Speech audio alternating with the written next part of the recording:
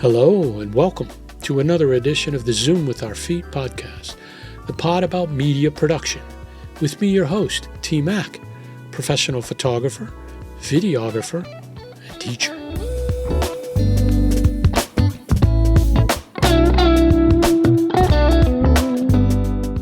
My next guest started his professional media career in the late 80s as a reporter, while still at the University of Akron.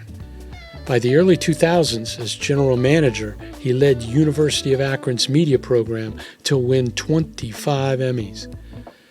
After PBS management stints in Missouri and Central Florida, he landed his dream job as Assistant Dean of Media and General Manager of Ball State's public media.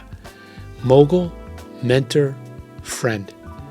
Dr. Phil Hoffman joins me to talk media, students, education, and his lifelong obsession, converging music and media.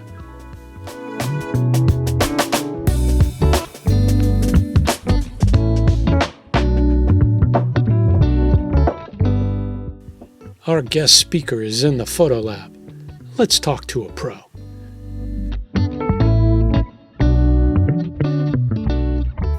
Phil Hoffman, welcome to the Zoom with Our Feet podcast. How are you, sir? I'm doing well, T-Mac. How are you? I am doing well. Great to see you again. Nice to see you. All right. You ready? I think so. We'll see what happens. So, like myself, you've had an eclectic journey in media. So I always have people start and tell me about how you got started in the business, and then we'll work our way through all of the parts of your crazy career.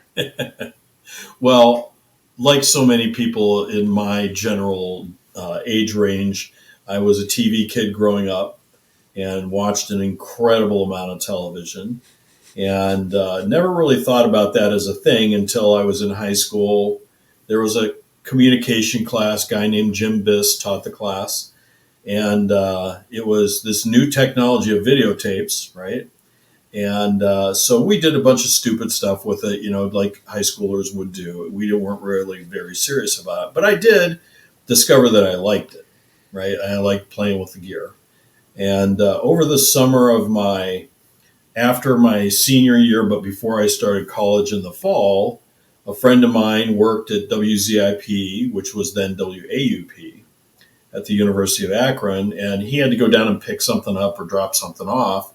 And so he asked me if I wanted to ride with him, and then we were going to go somewhere else. And I said, sure. When we went into the radio station, I was like, this is it. That's it forever. And so that was kind of the thing that got me interested in media in general. But I will say, even though most of my career has been in video, at that moment, I had zero interest in video and only wanted to work in radio. So there you go. Lesson learned, kids. You don't always know what you want. It was coming. Did you end up going to Akron because of that? Yeah, it was, I can't even really explain it other than I went in there, and I always have liked technology, just generally, right? And, I thought, okay, well, this seems like a cool thing. And I knew my dad would not give me a hassle about being in broadcasting. So I knew we could get away with majoring in that.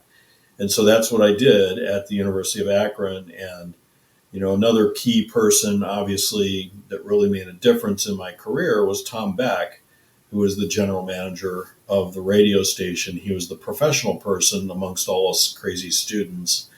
And Tom is a unique human being. He's probably one of the best, most inspirational teachers you could ever hope for in the world. And so having that experience of going to school and being involved at the radio station and sort of working with Tom was awesome. One of my favorite stories, Tim, was at the time the station was partly jazz and partly rock. And so during the day it was jazz, and I was on during a jazz time slot, and so I became sort of a dilettante of jazz because I thought I knew something. And so one afternoon I'm playing an entire album side by an artist named Thelonious Monk. It's one track. It's 28 minutes. And if people don't know Thelonious Monk, just go out and listen to him. It's not Young the most kids. accessible music sometimes. And It's awesome. after about 10 minutes of playing this 28-minute track, the door pops open and Tom Beck comes in and he's like, "What are you doing?" And I said, "I'm playing Monk, man." And he goes, "Well, stop it." So that was, an early experience for me of having the boss at the radio station come in and tell you they didn't like something you were doing. Degree in undergrad in Mass what at comm, university? Yeah, Mass comm. Mm-hmm. And then how did a transition to industry happen?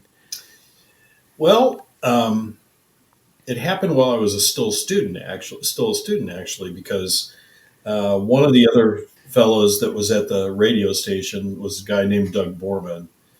Doug had gotten a part-time job at WKDD, which at the time, in the Akron area, that was the flamethrower. It was the top 40 best-rated radio station in town. And Doug told me, "Hey, they're looking for another person part-time." And so I went over there and chased it around. And Nick Anthony was the program director at the time. And Nick gave me a chance to be a part-time person. Not on WKDD, of course, right? Because that was where the primo slots went. I was on WSLR at first, which was a country AM station. And I was not a country music guy. Didn't know anything about it. And had to learn real fast. Thelonious Monk. Yep. Country. Yep. Alabama. From Thelonious Monk to Alabama. And it was actually a lot of it, what I did was on Sundays in the evening. And so Sunday evenings were a lot of pre-recorded. Oftentimes they were either religious programs or some other kind of community-based programming. And so I would typically load up a bunch of hour-long reel-to-reel tapes. So kids go out there and look up what those are, very ancient technology, and play those things, and basically sit there for an hour and do my homework and get paid. And I was as happy as you could possibly be to have that gig. So I really enjoyed that part. And then when the chance came to go over to the rock station, which is really what I wanted to do, right? I jumped over to WKDD and worked there for a couple of years as a part-timer as well. When did the desire to report come about? Was that foisted upon you, or did you volunteer? Well, you might say it was forced upon me. For a period of time after WKDD, I went to a station that was AM daytimer, right, in Massillon, WTIG, Tiger Radio. And when I was there, we'll just say I was probably not the most popular human being that worked there. And one of the people that was on the air before me, and I can't remember her name, otherwise I'd share it. She was not a fan of mine. And so frequently when I would come in and run like 7 to midnight or something. I would come in and she would often greet me in the hallway with her hands on her hips and start yelling at me about something. And so I literally, the way I started in news, Tim, was I would sit in my car in the parking lot, listening to the radio station, waiting for her to go on the air, so I knew she was busy, right? So as soon as I heard her click open the mic, I would dash in, run down the hallway, duck underneath the window to the air studio, and go hide in the newsroom. And the news director at the time, a guy named Steve, he was awesome. He was great. He just thought it was hilarious that I was trying to avoid her. And so he would give me work to do in the newsroom because he's like, well, if you're going to sit back here, do this, do this, do this, do this. And that was sort of kind of the way I got into it. So it's the least elegant way you could ever imagine to get into journalism, is avoiding hassle from my predecessor. Amazing. And and a content creator was born. Yes, indeed. Yes, not through any design, I can tell you that, but definitely happened. So you are cruising along, got a TV gig back in Akron. How does education enter the picture? So I think it was probably 92. Um, One day I'm in the newsroom and I see these guys walking around. They've got clipboards and they're writing down serial numbers off of equipment. And having been through this at other stations, I'm like, uh-oh, we must be for sale. And so I came home that night. I had just gotten married. And I told my wife, Joan, I said, okay, well, I got to go. Like, I can't stay here. They're going to sell. I need to leave, like now. And literally, Tim, I wish I was making this up. The next day, I'm in the newsroom, and Mark Williamson, who is the news director, came in. He had a couple of job postings from the Akron Public Schools, and he's like, ah, ha, ha. You know, they're looking for somebody to run their radio station. Who would want that job? And he kind of like threw those down on the desk, and I'm like, thank you. I'll take that. And so I really kind of put on the full court press, dude. When I was interviewing and applying for the job, I was super obnoxious. It's kind of embarrassing. Like, because I was a reporter, I knew like the mayor and the city council people and stuff. And so I called them and said, will you please call this woman at the Akron Public Schools? Her name is Karen. And will you tell her like she should hire me? Now they said yes. Of course, politicians, they probably didn't. But anyway, I really pressed really hard for that job. And once again, Karen, for no good reason, gave me the opportunity to do the job. I really had no management experience. There was zero indication that I could be successful in the job based on my past experience. But she did tell me later, she said, well, you clearly wanted it really bad. So I figured, give the kid a chance. So that's kind of how I got into education, because yes, it was working at the radio station and working in their TV channel that they had on cable. But, a lot of it was going out into the schools and doing stories about schools and with teachers and about education and things like that. So my reporting came into play there because I was able to go and I could produce the story all by myself. So I could shoot it, I could cut it, I could do everything, write it, all that stuff. And it really kind of helped me become a better storyteller because literally I had to do all of it. And as anybody who's done that in their lives knows, I mean, when you're editing your own shooting, I found myself frequently cursing the shooter and what an idiot he was for not thinking ahead to get me the right coverage. And then sometimes when I would look at an edited piece that I had done, I'd be like, now, why didn't you use this one shot, dummy? There was a great shot there. Well, how did you miss that? So it sort of forces you to become more analytical about all the things that you're doing because you have nobody to blame but yourself. And so, yeah, I made a lot of dumb decisions early on. But, as you do it, you get a little bit better, a little bit more focused, and you think about how you're framing things and how you're trying to tell a story visually. It really gets you much more focused on the craft. I used to tell students that at some point during an edit, you will fire the camera operator. Oh, yeah. The worst. I am the worst cameraman. If I'm the editor, I am the worst. I hate myself. But it's just, and I'm sure you felt this. Like, there's so many times when you go back and you look at something you did years later and you go, oh, it wasn't really that bad. At the time, I felt like it was terrible, but it's actually decent, And so with some time, you start to think that. But in the midst of it, when you're trying to cut something together and you need like locator shot, or you just need a pan or a two shot or something, and you're like, dummy. And so that trained me. Like, I became very methodical when I would come into a room to shoot. I had sort of a series of images that I would want to capture, different kinds of perspectives and different kinds of framing, so that I could make sure that I had enough coverage to get me through whatever I was going to cut together. And as you well know, like, I don't care how much B-roll you shoot, you never shot enough B-roll, ever. So I'm always cursing myself for that too, because it's like, man, if I'd spent 3 more minutes, right, I would have had those shots that I need. So that One definitely more lap forces, around the room. yep, it forces you to get better and more efficient, because you're the one dragging everything around. So like, you want to be efficient but effective.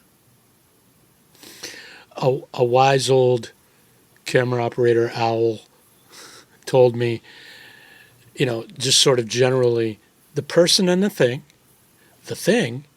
and the person. Repeat. Correct. And I never forgot that. And in my time of stress and hectic and all of that, always fell back on that, and it served me well. For several years, I was a member of NPPA, the National Press Photographers Association. And I'll never forget at one of the conferences, one of the editors who was doing a presentation said, "Say cow, see cow." And that really stuck with me, because like, in your track, as you're thinking about what you're going to write, if you're going to say something, you probably need an image of that thing that you're going to talk about, right? So unless you're going to get weird and metaphorical with your imagery, but otherwise, you need to be thinking about, what am I going to say in this story? How am I going to tell this story? And what kind of imagery do I need to capture in order to tell the story effectively?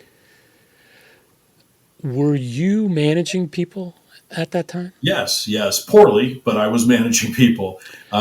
You're at that time at Akron Public Schools. I was 28 when I got hired, and I had 0 management training. Not the fault of the public schools, like, right? But I'm just saying, like, I had no training, and so you come at it. I think when you first start doing it, you come at it from like, how would I do everything? And so that, I find very quickly, is not really effective with other people, right? Because how I would do things, not necessarily how they would do things. And so that either leads to conflict sometimes, or it leads to, you have to like define everything for everybody all the time. And that's kind of where I found myself early on, is I boxed myself into a corner and had to always define everything all the time for everybody. So there was a little bit of a challenge from that perspective, and I think that we definitely had a couple staff members. There was a guy named Brian Glass who was awesome, and Brian was a great shooter and just really cared about what he would do. And so when you get somebody like that on your team, it's so much easier. My God, you don't have to, like, it's like having power steering when you're not used to it, And so having a person who, of their own volition, really cares about the quality of their work makes a huge impact. Yeah. But you were, given where your career has gone, you were learning how to be a manager. Yeah. Yeah, it definitely. Learning how to manage. Yeah, I mean, I definitely learned what not to do early on by doing a bunch of stupid things. And things that, it's interesting, Tim. I don't know if this happens to you, but I find myself, even like with teaching, for example, I look back at a syllabus from 15 years ago and I'm like, who is this person that wrote this syllabus? And why are they so mean? Because I would have these policies of like, you must do this and you cannot do that. And, and I look at that now and I'm like, oh man, you really were a jerk. But I think the reality is, you get into it, and like so many other people in the world, you get into management because whatever the thing is that you do, you're good at that thing. And somebody says, oh, well, then you should manage that thing. No. They're 2 different skills. And so it took me a long time, and I would say even still to this day, as far as management skills, like, I get into some weird zones now with some of my team members because I find myself, I'm like Mr. Miyagi with them frequently, of like, they'll ask me a direct question. I'll be like, well, let's think about what happens at the end of the day. And the sun goes down, right? And I'm having this conversation and they're looking at me like, what? Just, Dude, do you want me to cut this or not? But it's I don't know. I just feel like, if you learn to lean into people's skill sets over time, you can get a hell of a lot more done. And sometimes people will amaze you with the stuff they'll do that I never in a million years would have thought to do. If I did it, it would be the same way that I always do everything, probably. Whereas somebody else can bring a completely different mindset and perspective. And so I've definitely learned over the years, and you and I both know some of these folks, but, like I work with Adam White, who I think has been on this podcast, right? That's another person I'm like, I'm never going to give that guy one direction. He knows what the job is, right? He knows what we're about. He knows what we're trying to do. And whatever I tell him will be less than what he would create himself. So it's best for me to just keep my pie hole shut and just go along for the ride. Adam's episode was a masterclass in how to shoot a scene. And Shocking, right? And he was so so direct and so awesome at this. Don't do this. When you're done, then do this. I do not change until I am done, right? We're not going back. You're right. He just gets. This is the thing, Tim, and you know this because you've done this in your career. Like, you get to a place where you can very quickly, like when you start working with somebody, almost immediately you're like, oh, okay, I see you, right? Yeah. And like I've been at Ball State now for 3 years, and early on, a couple months into it, we have a team member, a guy named Ben, and I went out on a shoot with Ben, just not to do anything. I wasn't doing anything. I was just managing, right? I'm just observing. But I'm watching Ben work, and I'm like, okay. Like Adam, right? I just you let Ben go. And so that's a big change, I think, for me in terms of managerial aspect. Because when I recognize somebody has that motivation and that talent, why would I slow them down? One direction for me is only going to slow them down. Just let them do their thing. So I asked because the next step then was the same sort of general manager situation at Akron, but you were also teaching, correct? Yeah. Yeah, one of my favorite things I've done in my life. I will say, I sort of did my master's degree while I was at WAPS. And I had the opportunity to teach part-time because when, I was doing my master's degree, that you have to do a graduate assistantship, so they assigned me a class. So I got assigned radio production. And as you'll appreciate this, like any knucklehead first-time teacher, I came into this and I was working on a syllabus, and I'm like, well, I'm going to make them work. I'm going to make them work. And they're going to learn, and so what I did. I've been in the industry. Listen, man, I'm going to tell you what. I did the stupidest thing possible, which was they had projects every single week for 15 weeks. Ooh. And right. So I learned very quickly, hey, dummy, who has to grade those, right? But B, as you're well aware, you can't, when you're just constantly lurching from one project to another, the learning is negatively impacted, right? Like they don't have enough time to even absorb the previous week's lesson, to reflect on it, to make they can't integrate it, right? To reflect on what they've learned. So it was a huge mistake on my part. Yeah. So again, it's sort of like I get these opportunities and then I launch into them with basically no idea what I'm doing. Um, and it's interesting because, too, part of the thing in Akron that I loved was, there wasn't really, at the time, there wasn't really the TV equivalent for WAZIP, right? So that's a co curricular. You don't have to do it. You can do it if you want to. But it's really about getting your reps in. It's about getting experience. So you learn things in class, but then you go to WZIP and you really can apply it, right? Well, at the time, there wasn't that equivalent at Akron for TV. So that was part of the reason why Dudley Turner, who was the school chair, brought me in at that point in time. He wanted to kind of get a rough, analogous, same kind of situation for the TV side of things. And so I started kind of building that, which became ZTV.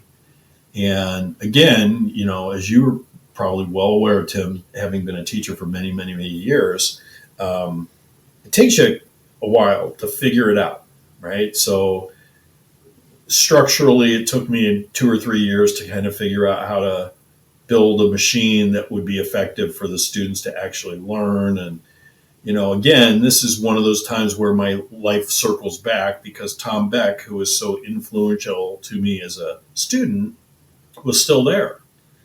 And so now he was my peer, my colleague. He's not my peer. I am not his peer. Let's put it that way. But I will say, having him there at that moment, he was really dedicated to trying to make the TV thing happen. And he just kept helping and funneling money from the radio station into the TV thing to help it get where it needed to go. And it took me probably, I think, almost 4 years. And as any teacher can probably tell you, they'll relate to this story. I'd like to say that it was because of all my genius work that I had done that suddenly, ZTV took off. But in fact, it's not. It was... I just happened to have a group of students who just were not typical, right? They were really go-getters. They really wanted to make things happen. And I learned later, I didn't understand it at the time, like, that's just the thing that happens sometimes, right? You get this class and they're just kind of magical because of the people that are in the class. And that's not always going to be the same every year. But that 2004, 2005, that group of students it was insane, the amount of work they would put in and the level of the work they would do was well above what we had done before that. And so then very quickly, they start, not shockingly, they all start getting these amazing jobs, and I can remember with one of the students, her name was Zaina, she was looking at an internship with MTV. And, you're a kid from the University of Akron, you don't really assume, you're going to go work for MTV. And I remember having a conversation with her at one point, kind of along that line. And I said, Zaina, you know what the magic is of the students that intern at MTV? And she goes, no, what? I said, they live in their parents' basement in Jersey. They're not special. They're the same as you, right? You have exactly the same amount of talent that they do, except you got to hustle, right? They live right outside of New York City. They don't have to hustle as hard as you do. So you've got to really prove yourself. And she did. And from there, we had students get into NBC's Page program. And the next thing I know, like the thing's on fire. And it stays on fire even to this day, right?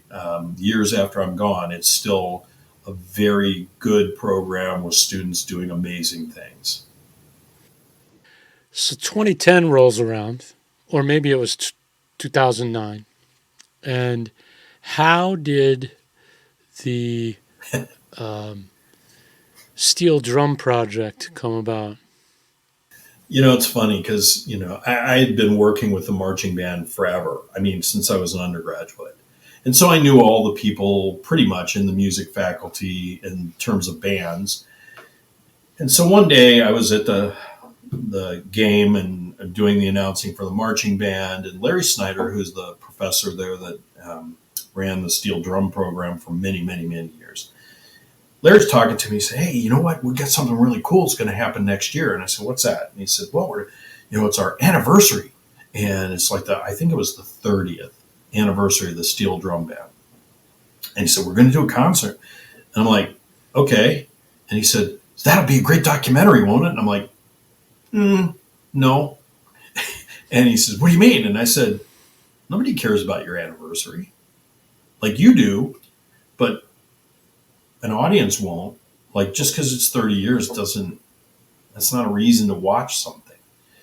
And so we started talking, and he started explaining how the program came about. And there was this dude, Cliff Alexis, and Cliff was from Trinidad, and Cliff kind of started Larry down the path, and Cliff built all their drums, and he comes in every year. So now I'm starting to go, okay, all right. Now there's a little bit of a story there. And then at one point when we were having the conversation, Larry said, the thing that's really a bummer is all these guys like Cliff who kind of launched the steel drum, who originated the steel drum, they're all like in their 70s and 80s, and they're all going to die. And there's really not a good documentary about it. Ding! Okay, let's do that. And so we wound up doing a video of the concert and a documentary, two separate products, but we did them during the course of that year as they were leading up to the concert. And, again, Tim, it's like I had the opportunity to go to Trinidad. Adam White was the shooter with us in Trinidad. Obviously, you were a director on the concert, right? And it just gave me a chance to do things that I can't believe that I got to do. And interview people that I still to this day can't believe I've actually engaged with those people. And it turned out Larry was right, because shortly after we completed the documentary, a lot of those guys started passing away. And so it's very lucky for us that we captured their stories and got them, like Bertie Marshall, who's in the documentary and one of the originators of the steel drum. He passed away, I think, a year or two after we finished it. And we were one of the first people outside of Trinidad. Like everybody knew the story of Trinidad, right? But we were one of the first teams outside of Trinidad that really sat down and took the time to listen to the story and really, gave Bertie the chance to talk about what he did and stuff. And so there were a lot of musicians like that we got to do. And then, the thing I always think about when we did the concert live, Tim, is, it was the opposite of what you and I would normally want to do in a production, right? Which is we didn't have any gear there until I think the day before. And it was all stuff we had rented. None of us knew it, so you and I are in there in a panic trying to get this stuff connected and working properly. And then, as if that's not a challenge enough, then on top of that, we had really, I think, only one pass at a rehearsal for you to get your eyes on what they were doing. We didn't have scores. We didn't have any of that information. So you were literally flying kind of blind. It was almost like a sports, production. Like you didn't really know what was going to happen. And it was a heck of a challenge. But again, a great experience. I loved every minute of it. Well, that was from my side, that was the second time that you allowed me to kind of spread my wings, because the first time was I had never taught in higher ed. And you came to me and said, hey, I have a bunch of kids that need to take our studio production class in the evening. Would you be willing to teach that? And I said, absolutely. And had a ball. It was great. And it was so funny for me because my industry was showing. So we did our thing and we did all our stuff. And we got done like at the first day. And I started saying, okay, you and this and this. And they're looking at me like, what? And I'm like, we're not just walking out of here. We got some stuff to do. So I said, okay, so here's what we're going to do. See that camera? They're ultimately going to end up right in a row. But we have 3 sets of cables. So first thing we're going to do is untangle them all. Then we're going to make figure eights right in front of them. I showed them how to make a figure eight with cables. I said, and everybody's like, well, what else? I said, oh, we got a lot of stuff. So I had everybody go around and found a push broom. So they had to rotate through all the different things. And I remember the next week, it was like a 1 day kind of thing in the evening. And I came in the next Wednesday and your engineers were like, dude. Yes, correct. Like, clearly you've worked in a studio before. I'm like, do no harm, baby. Do no harm. 100%. I mean, this is the thing. You and I both know this. Like, one of the things that I would spend class time on is teaching the students how to coil cables. And I would occasionally have a student say, I can't believe I'm paying all this money for a class. You're teaching me how to... And I'm like, listen, dude, when you're out there in the world as an intern, they're going to ask you to coil up cables. They're going to, right? Because that's an intern job. And if you do it well, they're going to go, wait a minute. Where are you going to school? And so that's exactly what happened. And the kids would come back and they would be all shocked, like, oh my God, they were so impressed I knew how to coil cables. I'm like, right, because most people don't. And you think that doesn't matter until you are busted up against a deadline. You're trying to pull things out, get things set up, and there's a knot, and you have to unknot it. So believe me when I tell you, this is part of the professional practice. And, it took a while for the students to kind of get to a place where they would believe you about that. But after a few of them came back and said, oh yeah, that actually does matter, and I would tell them, for example, I say, go get me a male to female XLR adapter. Had no clue what that was, right? And if they came back with the wrong thing, I'd yell at them, right? And say, wait, that's not, no. But the idea being, like, you got to know the terminology too. And so if you're in the field and you're working with somebody and they ask you to go get a stinger, or they ask you to, you have to know what the terminology is so you can be useful. And if you don't know the difference between something that has a BNC on it and something that has an XLR on it, then you're not really that useful.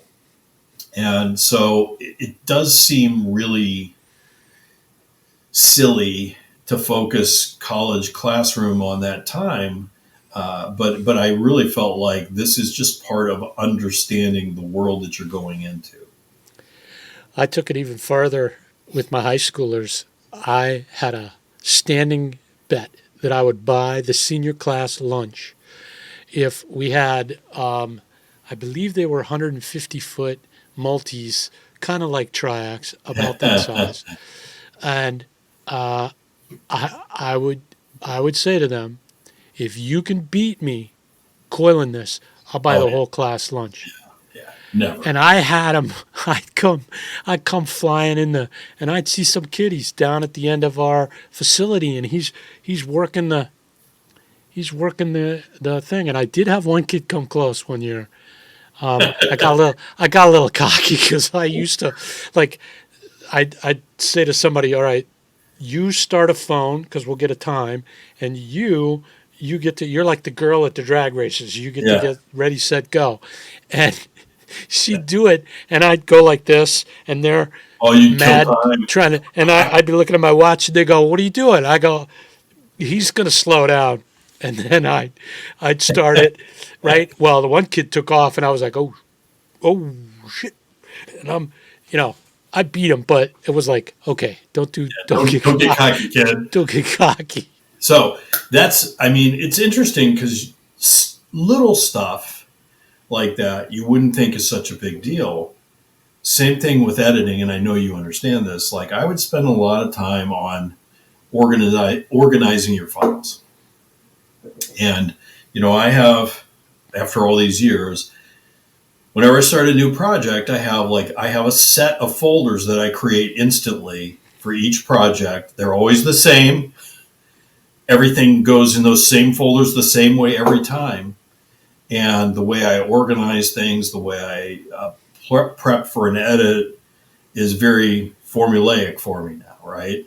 And so students would frequently, you talk to them about stuff like that. And they, first of all, and I know you know this, like they don't care my desktop C drive, the external drive on a disk that's removable. Like they put files everywhere.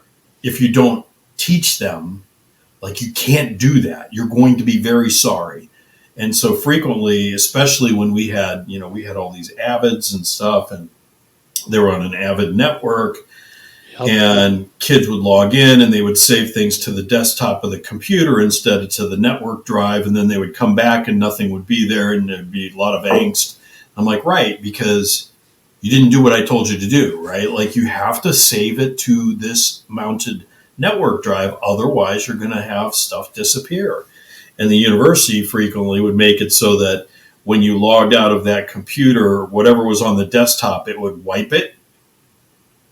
And so they would come back and they had done a bunch of work and it was just gone and there was no getting it back.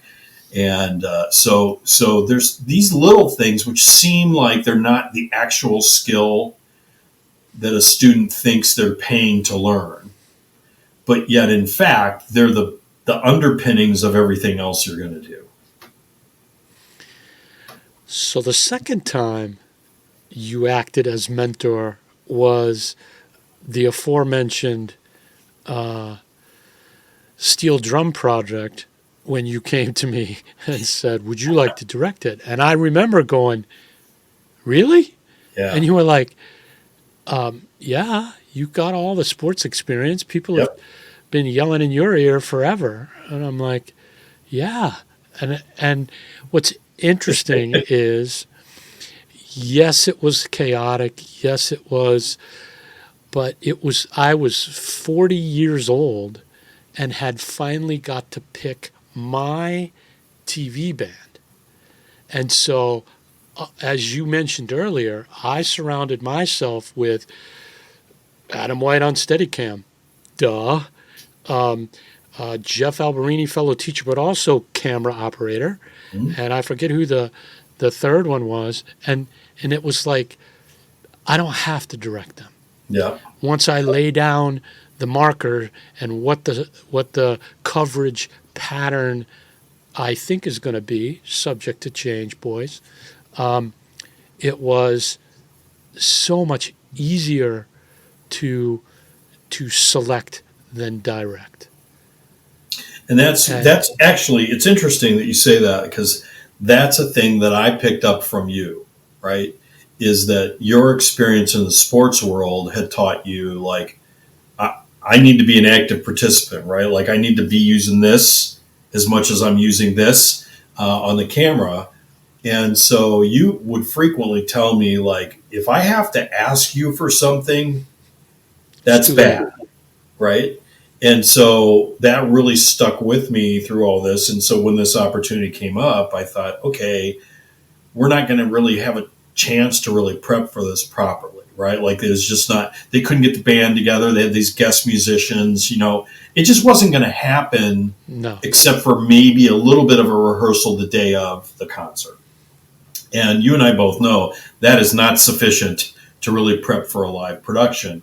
And so, it's interesting too, because here, just this past year, I got to do it the right way for a change, in that we had an orchestral concert. And so you may know Mike Vendeland, who worked at WVIZ forever and WEWS before that. Great director. So he's kind of become like known in retirement as this guy who directs orchestral music for TV.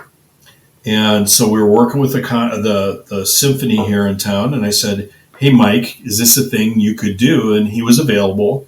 So the difference that in this concert versus the concert you and I did was we had time, because it was a professional orchestra and they were rehearsing.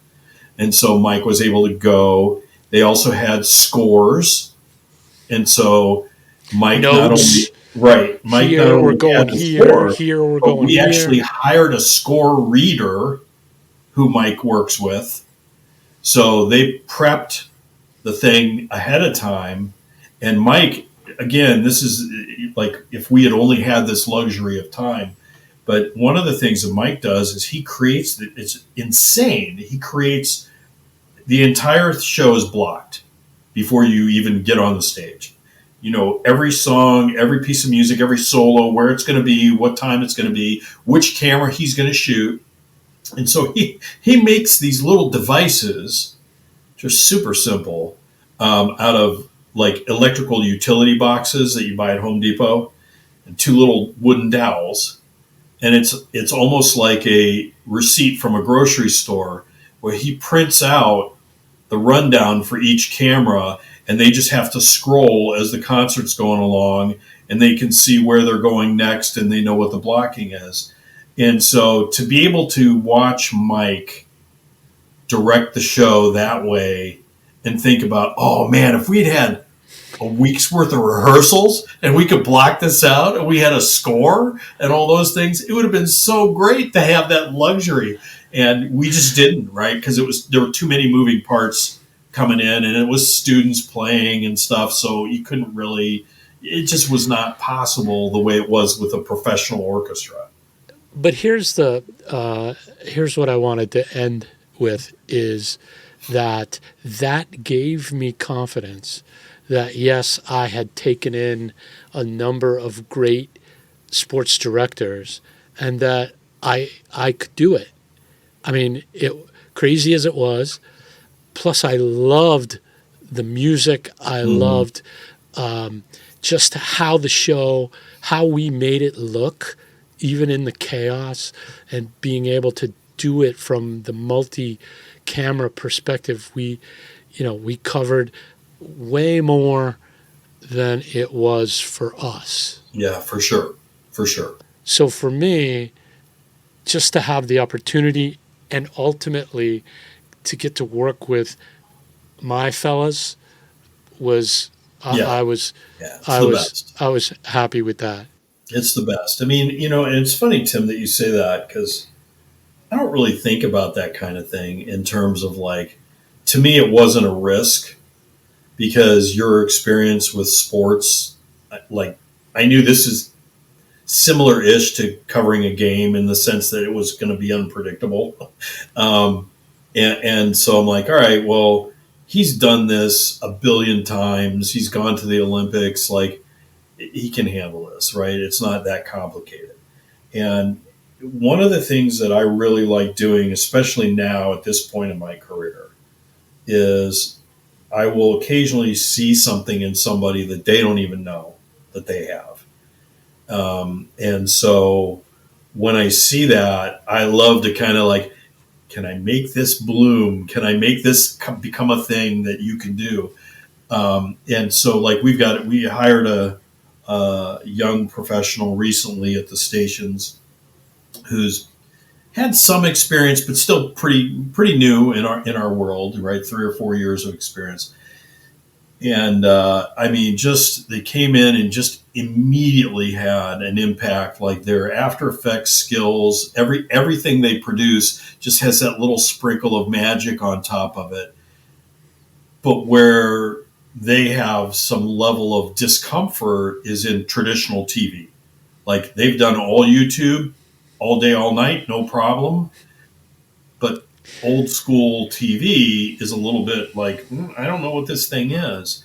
And so bring that person on staff and sort of pulling them into the traditional TV world is really interesting to watch that happen. So they just started not even a year ago. So it's going to be interesting to me see how their abilities blossom from that point. But it's just one of those things where it's like, if you can find somebody that, doesn't even know what their own capabilities are, and kind of push them down that road a little bit.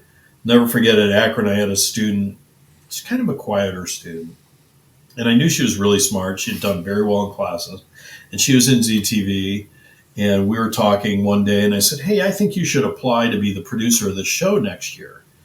And she, she's like, oh, no, I don't want to be in charge, and I don't think I can do that. And I don't know, Dr. Hoffman. I don't know. And I said, I'm not sure you understand me. I'm not asking you to apply. I'm telling you to apply for this job. And so she did. And she did the role that next year and did great at it, which is exactly what I knew was going to happen. Her team loved her. They had great success. They really did a great job producing things. And then she went on, after graduation to do things like she would run the halftime show for the network at the Super Bowl. I'm like, well, okay, that's about as high as you're going to go in our world. So if you can manage that, I think you could do anything. So there's examples of people like that where it's like, for me, it's just, it's one of the things I like about the job, right? Giving people that little push to get them out there beyond their comfort zone. All right, coming down the home stretch. Okay. I always tell people that photography and video for me is good for the soul.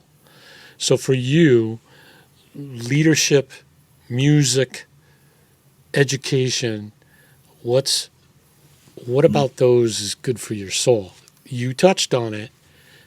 What is good for your soul? Keeps you going. I think for me, all roads lead back to music. All roads, all the time. The leadership piece, when I was leaving the University of Akron and going to Missouri, went to lunch with the dean at the time, Mark Auburn, who is just a fantastic human being. And I remember talking to him, and I'm like, I just feel like now this is going to be different, right? Because instead of working with students, now I'm going to be working with professionals. I don't know that I know, how to do that at this level, right? I've not done that before. And he said to me, Phil, just do the exact same thing you did with students. And of course, I didn't listen to him because I thought, well, no, that's too easy. But now over time, I've learned like he's right. Like the same sort of pulling the band together and finding the mix of the players and getting people to be willing to step out and do a solo and that kind of stuff. It's the exact same thing. It's the exact same thing as working with students. And I erroneously thought, because I used to do this thing when I was at Akron, I'd call it the rah-rah. Sometimes with students, you got to get up in front of them in a class and, let's go get them, and do that kind of thing. And students will often like, yeah, let's go. And so I always erroneously thought grown adult professionals don't want or need that, right? And that's wrong. Like people still want that. Even people that have been in the industry for a long time still want you to like be enthusiastic and to paint the picture for where you're trying to go. So that's really, to me, that all loops back to music because it's exactly the same thing, and I think about, like you and I have talked a lot in this about having your team and the group of people that you like to work with. I mean, I look at like a Tom Petty or a Bruce Springsteen. Once they find like, okay, Gary W. Talent is my bass player. He's my bass player forever.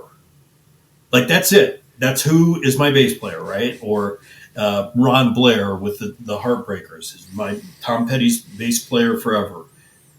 So I think once you find the people that have the right talent level and the right sort of simpatico with you, who kind of like you get it without having a whole lengthy conversation.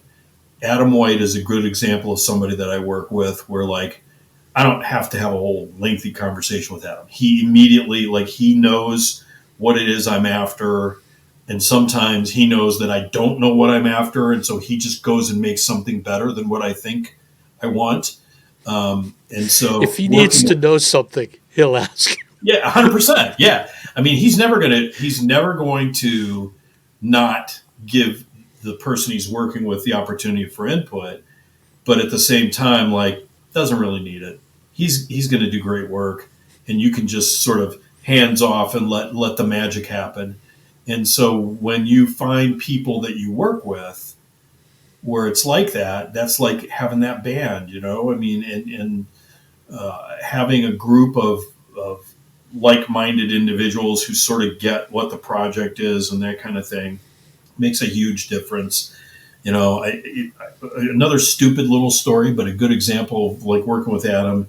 We were in Trinidad and we were shooting, and we were kind of at this place. We wanted to go in to this athletic facility to get some shots inside the facility, and there were a couple of guards standing outside of it.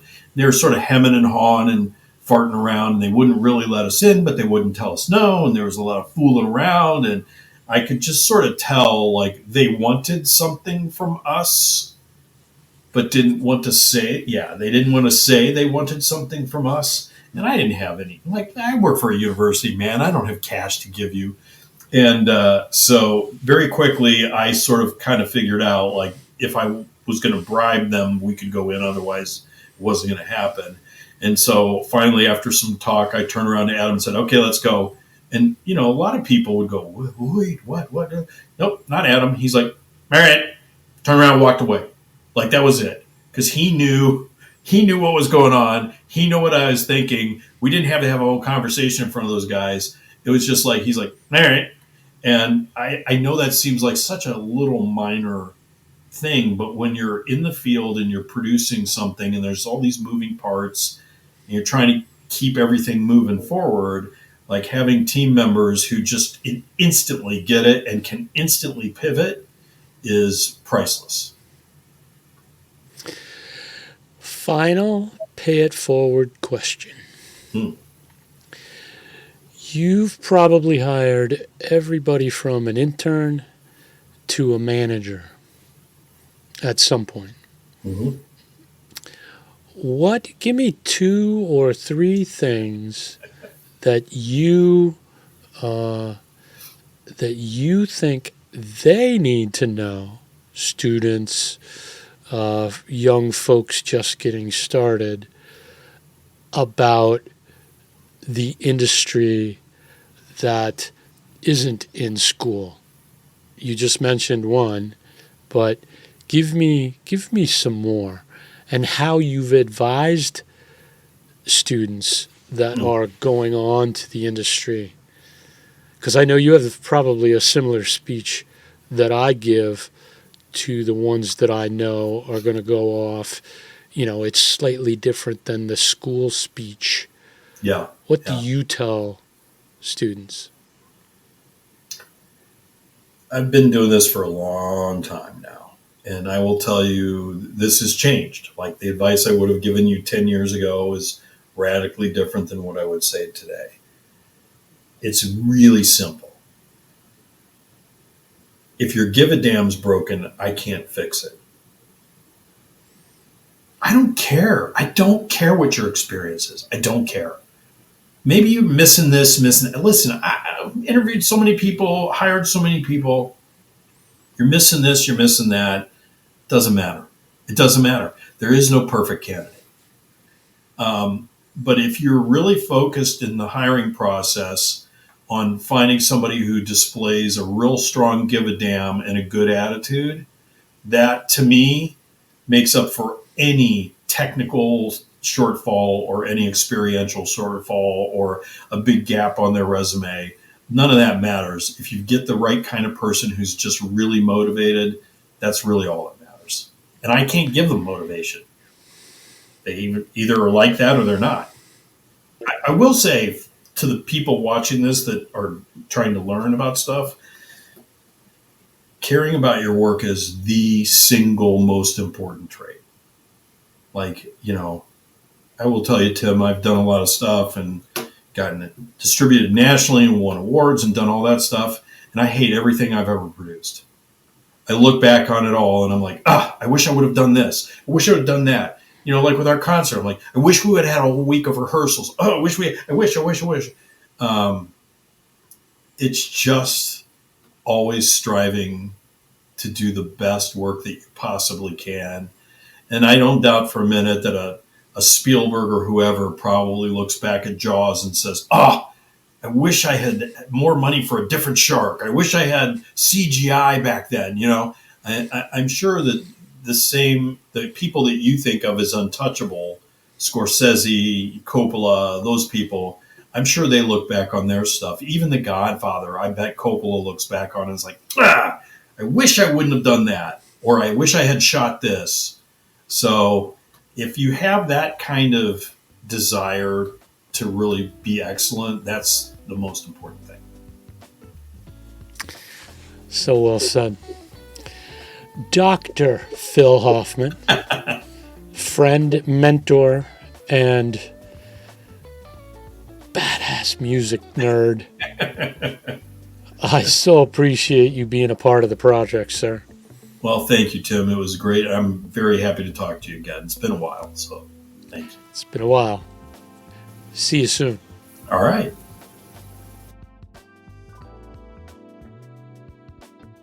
Thanks again to my friend and mentor, Dr. Phil Hoffman. You can check out his work and program at bsu.com/academics/media majors. The Zoom with Our Feet podcast is a production of TV Commando Media.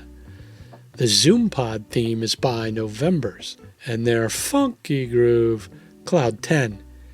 Until next time, creators, if your give a damn number isn't off the charts, you're not learning.